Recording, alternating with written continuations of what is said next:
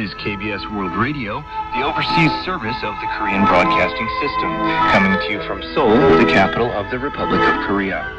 We now begin today's English broadcast on KBS World Radio.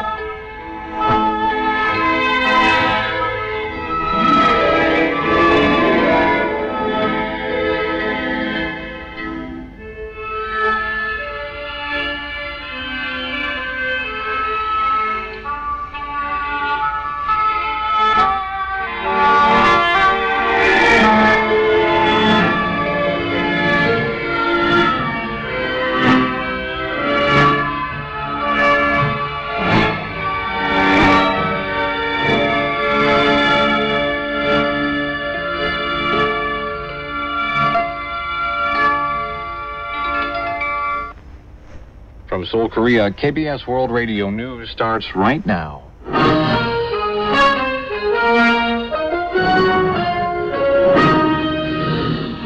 On today's broadcast, President Park Geun-hye urges Japan to face up to history in a speech marking the 94th anniversary of the March 1st independence movement.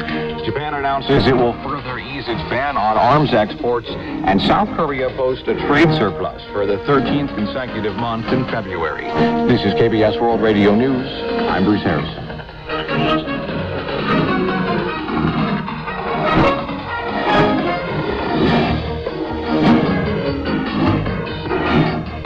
In her address marking the 94th anniversary of Korea's uprising against Japanese colonial rule, President Park Geun-hye said Japan must face up to history and take on an attitude of responsibility.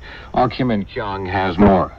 일본이 우리와 동반자가 되어 21세기 동아시아 시대를 함께 이끌어가기 위해서는 역사를... At a ceremony marking the March 1st independence movement, President Park said Friday that it cannot change, even after 1,000 years, that Japan is the oppressor and Korea is the victim in the pages of history. Park said future generations in both countries shouldn't have to carry the heavy burden of the past. She said political leaders of this generation must muster courage and determination, and called on Japan to change unreservedly and behave in a responsible manner.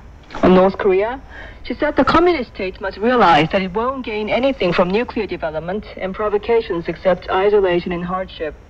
Park said the South Korean government will respond more strongly to provocations, but it will be more lenient if the North takes a path of change.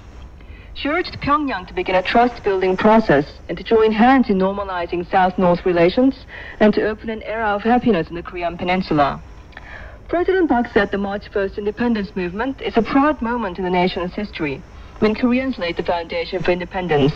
She said she will give her all to bring happiness to the Korean people, as well as the Korean peninsula and the global community. Kim In-kyung, KBS World Radio News. The ruling Saenuri Party pledged to continue the spirit of the March 1st independence movement in light of the 94th anniversary of the March 1st Independence Movement Day. Saenuri Party spokeswoman Min Hyung-ju said that the unwavering spirit of South Korea's patriotic martyrs who fought against Japan's invasion still touches our hearts. She expressed the party's heartfelt gratitude and respect to their sacrifice for the future of the nation and the people. She went on to say that Japan's war criminals continue to pay respect to the Yasukuni Shrine and express their ambition to invade the Dokdo Islets. Min also said that Japan refuses to make a sincere apology regarding the South Korean victims of the sex slavery by the Japanese military during World War II. She added that for South Korea to overcome the current crisis and protect the nation, it needs the spirit of the March 1st independence movement. Japan has essentially nullified its three principles on arms exports by allowing further exemptions to them, which it once argued as symbols of its basic principle of being a pacifist nation. Japanese media reported that Chief Cabinet Secretary Yoshihide Suga issued a statement Friday morning exempting Japanese-made parts for U.S. F-35 stealth fighter jets from its ban on arms exports. The statement says that exports of domestically made parts of the F-35 stealth fighter jet will contribute to further nurturing Japan's defense industry and enhance cooperation between the U.S. and Japan. The statement also says that Japan maintains its basic principle of being a pacifist nation. Japan has boasted its 3 principles on arms exports. Established in the 1960s and 70s, Japan has boasted its 3 principles on arms exports as a symbol of being a pacifist nation. However, exemptions were made in 2011 before the upcoming easing of the ban. The government has expressed strong regret over Japanese Foreign Minister Fumio Kishida's remarks regarding South Korea's Dokdo Islets in the East Sea. Foreign Ministry spokesman Cho Tae-young on Thursday said the Seoul government expresses strong regret about the Japanese foreign minister's attempt to violate South Korea's sovereignty over Dokdo by raising an unfair argument of the islets. The spokesman said that the government will sternly deal with Japan's any attempt to violate the country's sovereignty over Dokdo, which is Korean territory historically, geographically, and under international law. Fumio said earlier in the day at a speech in Parliament that Tokyo will make persistent efforts to resolve the Dokdo issue, although it cannot be resolved overnight.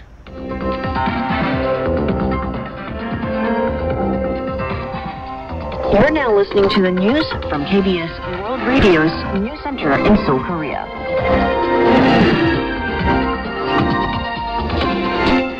South Korea's presidency of the UN Security Council ended on Thursday. The country held the presidency of the council for a month in February, which rotates in alphabetical order among the 15 member states of the UNSC. South Korea was able to show the UNSC's resolve to impose sanctions on North Korea by swiftly responding to its 3rd nuclear test during its presidency. The nation was also highly evaluated for leading the international community's response to conflicts in Mali and Syria. Russia will assume the UN Security Council's presidency this month, while South Korea is expected to take on the presidency again sometime next year. South Korea posted a trade surplus in February for the 13th consecutive month as a fall in imports outdid a drop in exports. The Ministry of Knowledge Economy said South Korea's trade balance was over $2 billion in the black last month, with exports at roughly $42.3 billion and imports at $40.3 billion. Though exports fell 8.6% on the year, imports dipped by a larger margin of 10.7%, the lowest drop since March 2011. The ministry said the smaller number of trading days in February due to the Lunar New Year holiday led to the fall in outbound shipments. It added that although there are concerns of a further drop in exports due to the weakening Japanese yen, the situation is not bad as daily exports are on the rise. The Ministry of Knowledge Economy announced that the Korea District Heating Corporation will freeze heating fees by the end of May. The ministry says heating fees were expected to rise 6.6% this year due to last year's fuel expenses, but decided to instead freeze the rate in consideration of inflation. Heating fees are supposed to be adjusted 4 times every year after reflecting fuel expenses. The Korea District Heating Corporation previously said it had planned to raise heating fees by 5.52% from December last year through February, but chose not to burden users with higher costs. The Bank of Korea will mint a coin to commemorate the restoration of South Korea's #1 national treasures, Sungnaemun, which was destroyed in a fire in 2008. The central bank on Thursday said that it will issue 30,000 commemorative coins on April 30th and accept reservations at Uri Bank and National Agricultural Cooperative Federation, or Nunghyup, from March 11th to 25th. The silver-proof coins will be issued at the face value of 50,000 won, but sold for 57,000 won. The coin features a facade of the restored Sungnaemun on the head and a phoenix on the tail.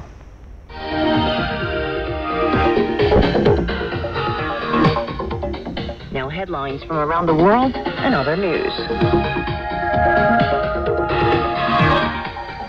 North Korean state-run media reported Friday that North Korea's leader Kim Jong-un said he hopes a sports exchange could help promote mutual understanding between North Korea and the U.S.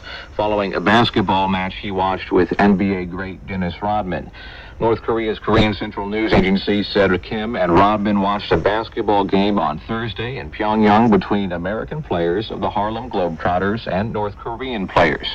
Kim was reported as saying he is happy to provide an opportunity for North Korean children who like basketball to watch such a great match, adding he hopes it will contribute to improving mutual understanding among the two countries' people. Rodman, the members of the Globetrotters, and the head of a New York-based media company arrived in in Pyongyang on Tuesday. They're filming a documentary for HBO, and they plan to visit the truce village of Panmunjom before leaving next Tuesday.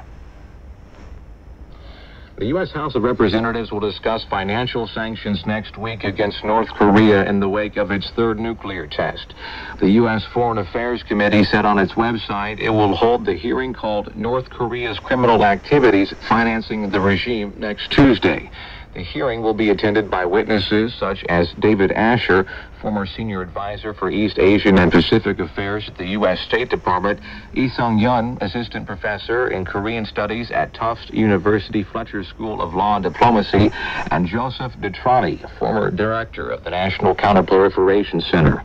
During the hearing, measures to impose financial sanctions against North Korea similar to those taken by the U.S. in 2005 by freezing North Korean assets at the Macau-based Banco Delta Asia are expected to be discussed. The World Health Organization says the disaster at the Fukushima Daiichi nuclear power plant in March 2011 has raised the risk for nearby residents to develop cancer. The WHO said in its 166-page report on the health risk associated with the accident that women who were exposed to radiation within 20 kilometers from the Fukushima nuclear plant saw a 1.25% risk increase of developing thyroid cancer. The organization said this is a 70% higher than the 0.75% possibility of an average Japanese woman developing cancer over her lifetime. The WHO said the increased cancer incidence is closely related to the amount of radiation exposure, but added that the increase was marginal.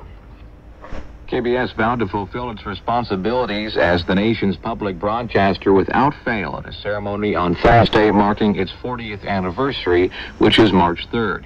KBS President Gil Hwan-young said at the event that 2013 will be a turning point for KBS to establish the direction for the next 40 years and review its responsibilities as a public broadcaster. Gil stressed that KBS is responsible for the production of fair programs and the provision of high-quality, universal broadcasts to promote Korean culture at home and abroad and continue to spur the Korea pop culture boom known as Hallyu.